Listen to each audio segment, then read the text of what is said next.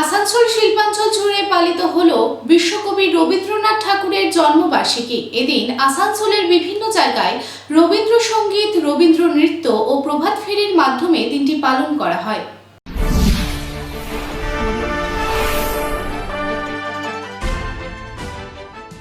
রবীন্দ্র জয়ন্তী বা 25শে বৈশাখ বাঙালি জাতির একটি অন্যতম গুরুত্বপূর্ণ সাংস্কৃতিক উৎসব।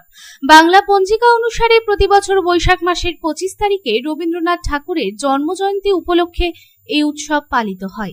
রবীন্দ্র জয়ন্তী উৎসব উদযাপনের অঙ্গ হল রবীন্দ্র সঙ্গীত অনুষ্ঠান, নৃত্যানুষ্ঠান, রবীন্দ্র নাট্যাভিনয়, রবীন্দ্র রচনা পাঠ, আলোচনা সভার আয়োজন ও নানাবিধ সাংস্কৃতিক অনুষ্ঠান। বিশ্বকবি রবীন্দ্রনাথ ঠাকুরের জন্মজয়ন্তী আসানসোল দুর্গাপুর শিল্পাঞ্চল জুড়ে অতি শ্রদ্ধার সাথে পালন করা হলো সরকারি ও বেসরকারি সংস্থাতে। তাই রবীন্দ্র জয়ন্তী উপলক্ষে রবি ঠাকুরকে শ্রদ্ধা জানাতে শুক্রবার আসানসোলেরও নানা জায়গায় রবীন্দ্র জয়ন্তী পালন করা হলো। জেলা তথ্য ও সংস্কৃতি দপ্তরের তরফে আসানসোল যুব আবাস ম্যারেজ হলে রবীন্দ্র জয়ন্তী পালন করা হলো। এই অনুষ্ঠানে উপস্থিত ছিলেন জেলাশাসক এস পান্নাওয়ালাম, অতিরিক্ত জেলাশাসক সঞ্জয় পাল, পৌর নিগমের চেয়ারম্যান অমরনাথ চ্যাটার্জি ও অন্যান্য বিশিষ্ট ব্যক্তিবর্গ। আজকের এই বিশেষ দিনে কবিগুরুর প্রতিকৃতিতে মাল্যদান করে এই অনুষ্ঠানের শুভ সূচনা হয়। একই সাথে রবীন্দ্রসঙ্গীত পরিবেশন ও রবীন্দ্র নৃত্যেরও পরিবেশন করা হয়। আজকে এই কবি প্রণাম অনুষ্ঠানের যে প্রথম যে শুভ অনুষ্ঠান, শুভ সূচনা আমরা করব।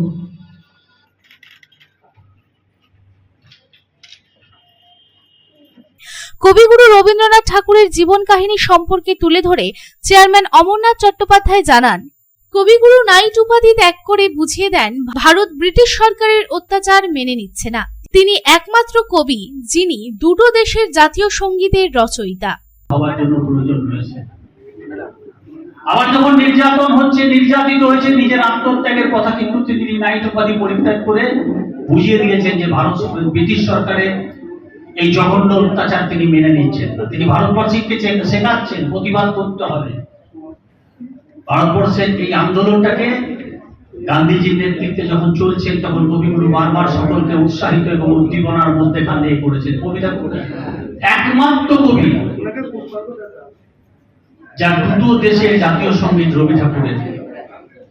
আমাদের বললে অহংকার হয়, গর্ব হয় যে আমরা রবি ঠাকুরের ভাষায় কথা বলি। অন্যদিকে আসানসোল পৌর নিগমের তরফে পৌর নিগমের কার্যালয়ে স্থাপিত রবীন্দ্রনাথের মূর্তিতে মাল্যদান করা হয় এবং স্কুলের ছাত্রছাত্রীদের নিয়ে একটি প্রভাত ফেরি বের করা হয়।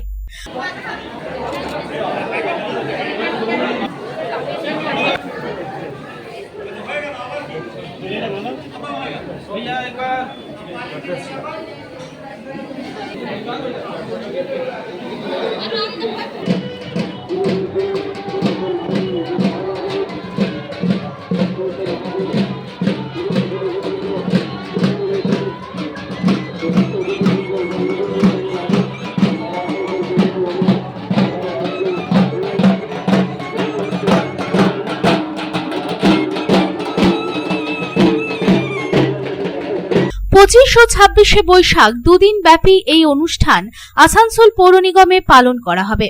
শুক্রবারের এই অনুষ্ঠানে উপস্থিত ছিলেন mayor Bidhan Upadhyay, deputy mayor Abhijit ঘটক, ডেপুটি মেয়র ওয়াসিমুল হক, চেয়ারম্যান অমরনাথ চট্টোপাধ্যায় সহ অন্যান্য বিশিষ্ট ব্যক্তিবর্গ। আজকের এই বিশিষ্ট দিনে ডেপুটি মেয়র ওয়াসিমুল হক জানান, আজকের দিনটি উদযাপন করলেই শেষ হবে না। রবীন্দ্রনাথ ঠাকুরের লেখা পড়তে হবে এবং বিশ্বকে এগিয়ে যাওয়ার জন্য তার লেখা অত্যন্ত প্রয়োজন। আজকের এই দিনটির মতোই আগামী দিনেও আরো ভালোভাবে এই অনুষ্ঠান পালিত হবে। উনিও বিস্তারভাবে বলবেন। আমরা যে গুরুজিনের আজকে জন্মদিন পালন করছি, এনার যে শুধু আজকের দিনটা আমরা একটু কালচার প্রোগ্রাম করে নিলাম বা মালাদান করে দিলাম, সেটা দিয়ে শেষ নয়।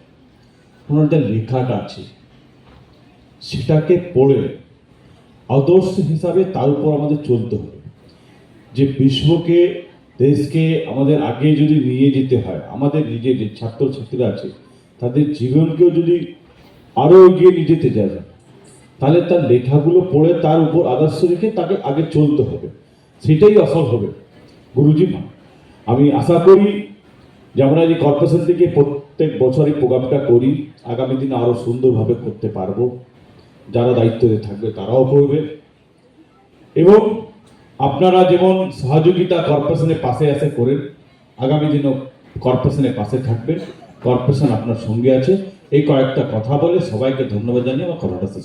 অপরদিকে কবিগুরু রবীন্দ্রনাথ ঠাকুরের জন্মতিথিতে আসানসোল মহিলা উদ্যোগের পক্ষ থেকে আসানসোলের রবীন্দ্র ভবন প্রাঙ্গণে অবস্থিত রবীন্দ্রনাথ ঠাকুরের মূর্তিতে মাল্য অর্পণ করা হয় এবং রবীন্দ্র ভবনের সামনে কচিকাঁচারা তাদের নৃত্য পরিবেশন করে। এই অনুষ্ঠানে সমাজকর্মী সুদেষ্ণা ঘটক সহ আসানসোল মহিলা উদ্যোগের সকল সদস্য উপস্থিত ছিলেন। তোমরা যাও দিকে।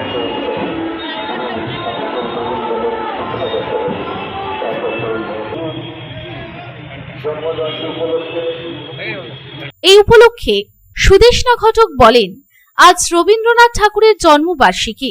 রবীন্দ্রনাথ ছিলেন সেই ব্যক্তি যিনি সমগ্র ভারতবর্ষকে, বিশেষ করে বাংলা এবং সমগ্র বিশ্বের বাঙালিদের একটি স্বতন্ত্র পরিচয় দিয়েছিলেন, যার জন্য আমরা সকলেই তার কাছে চিরকাল ঋণী থাকব। এটি অত্যন্ত দুঃখের বিষয় যে আজকের নতুন প্রজন্ম রবীন্দ্রনাথ ঠাকুরের চেতনা থেকে দূরে সরে যাচ্ছে। আমাদের পরিস্থিতি এর জন্য দায়ী, কিন্তু আমাদের সকলকে চেষ্টা করতে হবে যে যতদিন আমরা বেঁচে থাকবো রবীন্দ্রনাথ ঠাকুর যেন আমাদের সাথেই থাকেন। বার্তা তো কবিগুরু সম্পর্কে নতুন বার্তা তো দেওয়ার কিছু নেই। আমরা বাঙালি, উনি আমাদেরকে গর্বিত করেছেন। সারা বিশ্ব ওনার নাম জানে, তাই আজকে তার জন্মতিথিতে আমরা প্রত্যেকবারই এখানে আসি। রবীন্দ্র ভবনের সামনে মাল্যদান করে আসানসোল মহিলা উদ্যোগের তরফ থেকে, শুধু আমরা নই, আসানসোলের বিভিন্ন জায়গা থেকে এসে মানুষ শ্রদ্ধার্ঘ্য জানান। কারণ কবিগুরু বাঙালিকে যে বিশ্বের দরবারে আমাদের ভারতের নাম বা আমাদের বিশেষ করে পশ্চিমবাংলার নামকে যে উনি আলোর বিচ্ছুরণে ভরিয়ে দিয়েছেন, তার জন্য সত্যি উনি আমাদের কাছে সত্যিই ভগবান। হ্যাঁ, ভগবানকে তো আমরা চোখে দেখি না, কিন্তু আমরা বাঙালিরা কবিগুরুকে ভগবান রূপেই ভাবি। তাই আজকে ওনার জন্মদিনে আমরা সবাই এসেছি, আসানসোলের সবাই এসছে। তো আমি খালি একটা কথাই বলবো যে রবীন্দ্রনাথ যেন কোনো দিন বাঙালির কাছ থেকে মুছে না যায়। হ্যাঁ, কারণ আস্তে আস্তে আমাদের নতুন প্রজন্ম রবীন্দ্রনাথ সম্বন্ধে কিন্তু খুব কমই জানে। তার জন্য অবশ্য দোষ তাদের নয়, পারিপার্শ্বিকতার দোষ। সবাই ইংলিশ মিডিয়ামে পড়ে, কিন্তু তবুও বলবো বাঙালি কেন, সারা ভারতবর্ষের আপামর জনগণের রবীন্দ্রনাথের কথা মনে রাখা উচিত। আসানসোল থেকে সন্তোষ মণ্ডলের রিপোর্ট, পাবলিক টাইমস।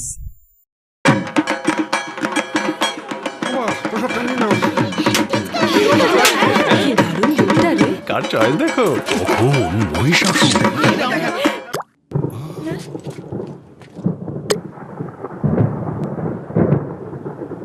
পুজোর আড্ডায় ব্রেক চেঞ্জ করে নাও ঠিক, নো মাথায় হাত। লেটস গো টু পুজোর সকাল বিকেল সেই ডুব দিতে যায় আড্ডাতে, ছাদেই বাঁধন হারা ভরসা দিচ্ছে টাটা, টাটা স্ট্রাকচারা।